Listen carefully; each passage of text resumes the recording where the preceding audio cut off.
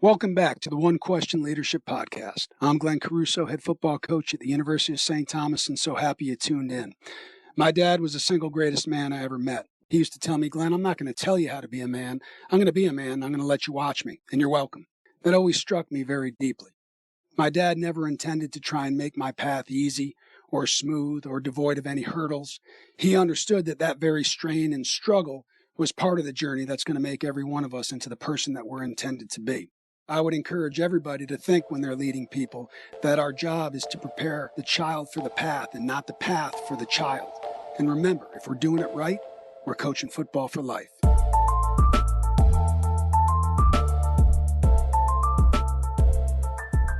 Greetings, this is Ty Brown and welcome to the One Question Leadership Podcast, where we highlight executive and organizational leadership. Be sure to follow us on Twitter and Instagram at 1Q Leadership. Our guest today is Torre Becton. Torre is the head athletics performance coach for football at Cal. Greetings, Torre. Thanks for joining us again here on 1Q. Hey, thanks for having me again, man. Good to be here.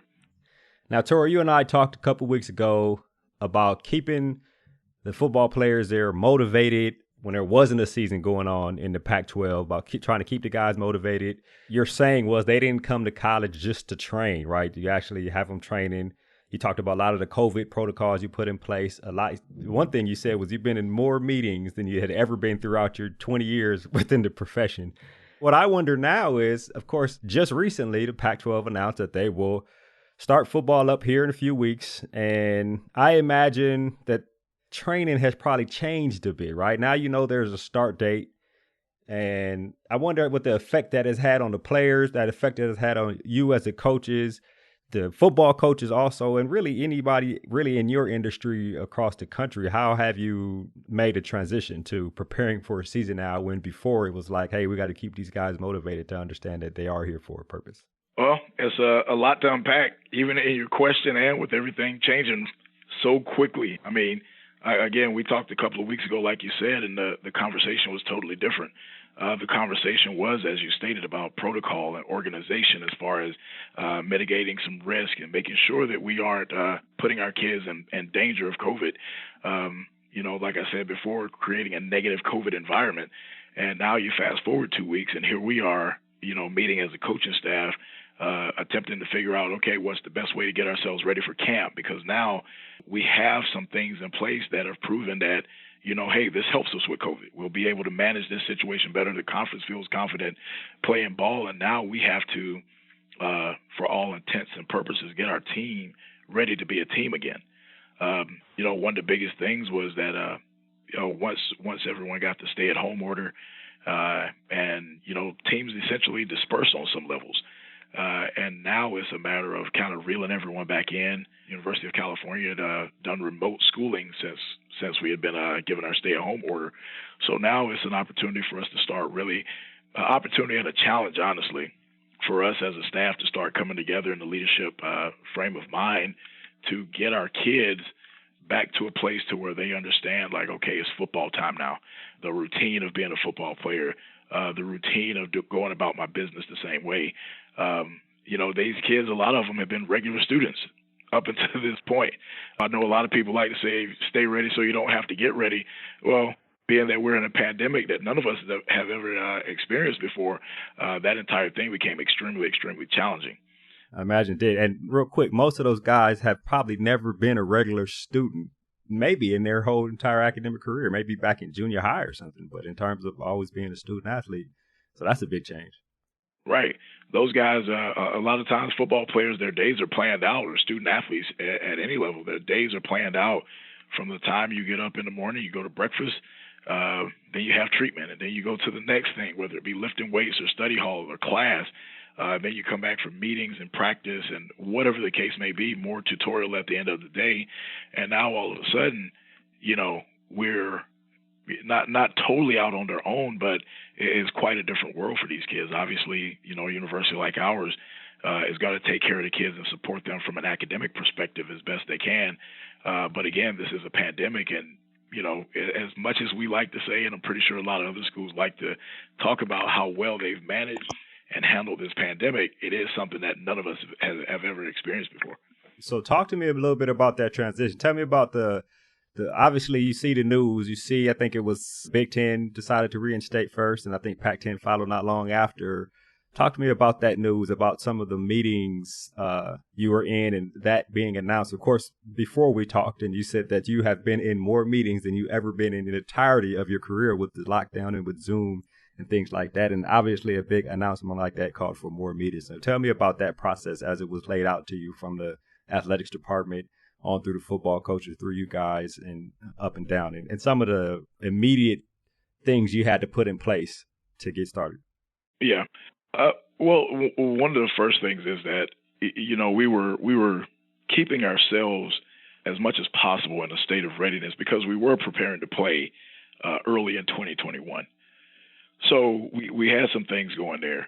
But once the news started to come down that the Big Ten was going to look at playing again,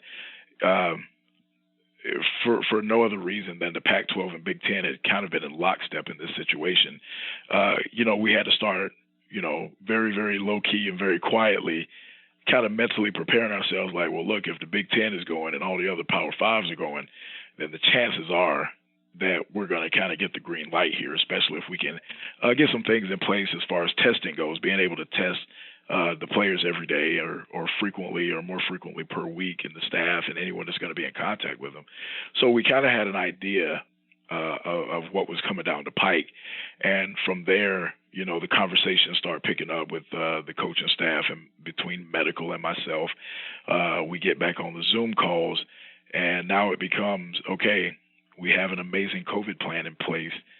Coach Becton, can you and your staff get these kids in shape enough to play football in X amount of weeks, or however many weeks do you need? What plan do you need? What support, what resources do you need to be able to get them ready just in case?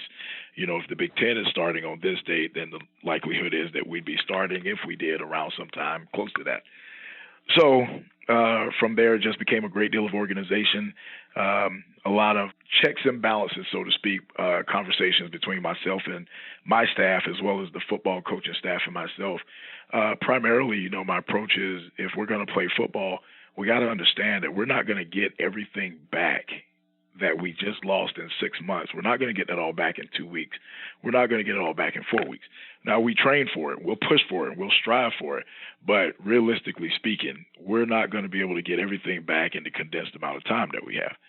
So it's really, really working to kind of, one of the things that I felt myself being put in position to do was kind of really be a linchpin, so to speak, between medical and football and athletic performance, and all of us making sure that we're on the same page and having the relationship with the kids and keeping the kids up to date and in the loop without getting them too excited until we got the real word.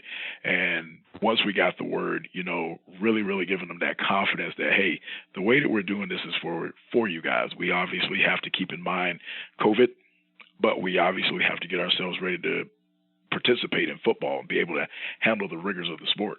Now, I'd imagine what you initially talked about was some of the guys are just students now, right? They're probably coming to work out if they're on campus, and some of them may not be on campus. But now you got to prepare for the season. I'd imagine, for the lack of a better word, was there any attrition? You didn't lose guys, but in terms of mentality, is everybody there? Or talk to me a little bit about the mind of some of these football players when all of a sudden the switch is turned on and now we got to play after we haven't really been playing or really been doing real football stuff for the past few months. Yeah. As far as the first point, I think every kid, every player's situation is different, and you'll see that Cal has some opt-outs, just like most other schools had some opt-outs, be it concern for themselves, be it concern for their family members, whatever the case may be. Some kids just, we're really unique here again. We have some extremely, extremely bright young men and young women on our campus, and a lot of our players wanted to, hey, I'm going to find out more information, and then I'll let you know if I'm going to opt into the season. So, obviously, Coach Wilcox was awesome with those guys. I think it was well documented that, through some of the press releasings, as far as honoring 5th and 6th years for these guys and making sure that they were able to maintain their eligibility and all those things. So We had the same things pop up that most places I imagine had, and some of the guys that I've spoken to in the business have expressed as much as well.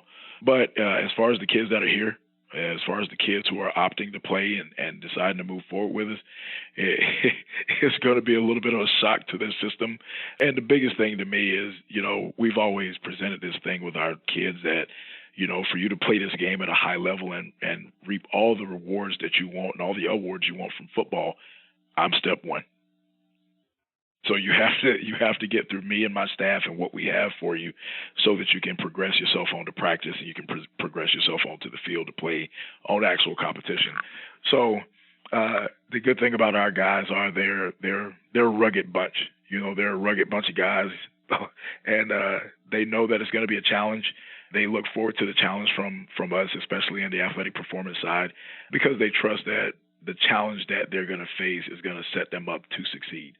Is going to set them up to be successful. Is going to set them up to have, with all the things that we have going on, for them to still have an amazing experience at the end of the 2020 year. Right. Now, of course, it's only been has it even been a week or two or something like that since Pac-12 announced, but have you had guys come to you and say, Coach, I don't know if I'm completely into it. I mean, I'll come out and do the training, but in terms of going to a season, it's been a while. Like, is everybody in, I guess, is the question I'm trying to ask. I can imagine time off. Obviously, you're there to play ball, and if you're an athlete, you love playing the sports, you love to play, right? But then there also could be just situations where I want to be here. I didn't opt out because you're gonna have to help me get ready in terms of mentally, in terms of physically, and all those kind of things. Have you had any players? I mean, without giving up names, obviously, but have you had any guys who come to you and maybe not be as motivated as you would expect? Yeah, absolutely. One of the things about this sport is one of the few sports where you have to practice 5 or 6 days a week in preparation for competition once. And the process in football is daunting. If you're in it for the bright lights and you're in it for the stars, a lot of times the process really wears on you. And here we take the process extremely, extremely seriously. We want to make sure that our guys are prepared from a physical perspective, to make sure they're prepared from a mental aspect, and they can do the best work that they can possibly do when they get on the field. So there's been some guys that have expressed some concern, like, Coach, I honestly hadn't done very much in our time away, and I didn't think we were going to play until 2021, and I don't feel great yet. I don't feel like I'm in shape. And what we do at that point is, that becomes the art of coaching, and we just try to instill a little confidence in them. Like, we understand exactly where you are. Where you are is not uncommon, and right now, take as much time as you need to figure out what you need to do, but understand that we're moving forward. We're preparing for football. And I think with that transparency and with that type of candor with young people, I think it gives them an opportunity to make the best decisions. I believe that we as a society sometimes coddle these kids a little bit too much instead of being direct with them. We can be direct and compassionate. None of my kids think that I don't care about them. None of my kids don't think that we're just kind of dumping them off on the wayside if they're having second thoughts or if they have some questions. But they also understand that there's going to be a heavy dose of honesty. Totally understand that if you don't feel comfortable. Totally understand that if you have some family concerns. But you have access to, all of us as coaches, you have access to our medical staff, and you can seek the knowledge that you need to make the decisions that you need. In the meantime, we're moving forward. So if you're coming, jump on board. We love to have you. But if you're not, we'll respect that. I imagine that's something that your colleagues around the country probably have dealt with too, right, in terms of those type of conversations with players. Yeah, everybody that I've spoken with, every strength coach that I've talked to, we all have some level of guys that are just making the decision or not. I think one of the interesting things is, we all love football. We all love football. And you get into this instance to where for 3-6 months, football is taken away from you. And you're trying to figure out, well, I love football. What am I going to do without football? And now all of a sudden you get the opportunity to realize this is what I would do without football. Right. Yeah. And some kids are opting for that other life. which sometimes might be a good thing for them, right? It can open their eyes. If they do come back to football, their eyes can be opened a little bit to say, okay, I can exist without the sport for a while. Yeah, so that's interesting. I wonder, thinking back to the meetings when everybody turned to you and said, all right, Coach Becton, can you get them ready in this amount of time? Tell me about the pressure that is on a strength and conditioning athletic performance coach, because everybody in the conference had to deal with. Everybody probably in the Big Ten conference had to deal with the MAC and any other conferences or schools that decided not to play and then made the decision to play. All the strength coaches and the athletic performance guys and the medical professionals, they all had to look at each other and say, all right, well, it's on us. Let's get it done. Talk to me a little bit about that pressure. And it's like something you've prepared for all your career, basically, is it's time to go. Let's get them ready. Talk to me about that. Well, one of the big things is that, you just put yourself in position and you understand this is a less than ideal situation. Okay, coach, we're going to play ball. How much time do I have? Exactly. Oh, okay, that's not a lot of time. Okay, well, this is what I'll need. From that point, my staff and I, we started saying a little while ago that we want to always be in a no checkmate situation. And we have the belief as a staff that if we're able to sit down and we have time to brainstorm, we have appropriate information, we have pertinent information, we can figure out how to train our guys to be ready. And, that was on display here 100%. This is certainly a less than ideal situation. We don't have a lot of time. We don't have a lot of answers. The schedules aren't even out yet.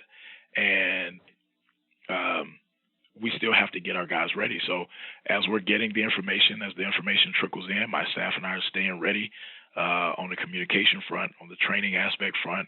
The most important thing is making sure that our players are kind of in it and understanding. The biggest thing that I want is for these kids to start to get their confidence back as football players.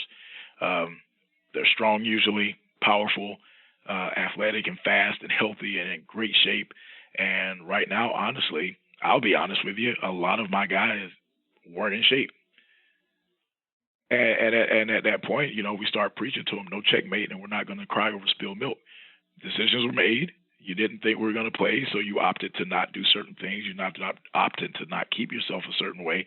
But we're here now, and we're going to get ourselves in shape, and we're going to put ourselves in position to go be successful in football. And get ready to enjoy the process, boys. Because we're going, no point in complaining. Here's where Right. we need to get, and let's get on going to where we need to go. Yeah, that's interesting. Yep.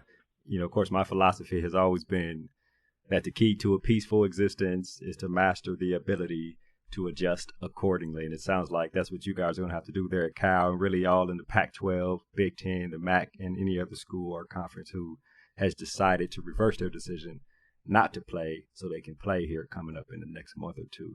Sounds like you got your work ahead of you, Torre. I appreciate you coming on again so close after our last episode to talk about this transition and how you guys are handling it there at Cal. Hey, I really appreciate you having me again, man. Thank you very much.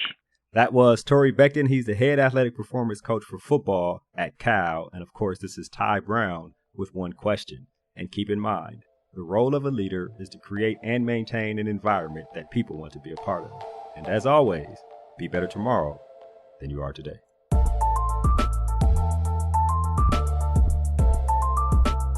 This episode of the One Question Leadership Podcast is produced by Spades Media Group, solving problems using creative leadership.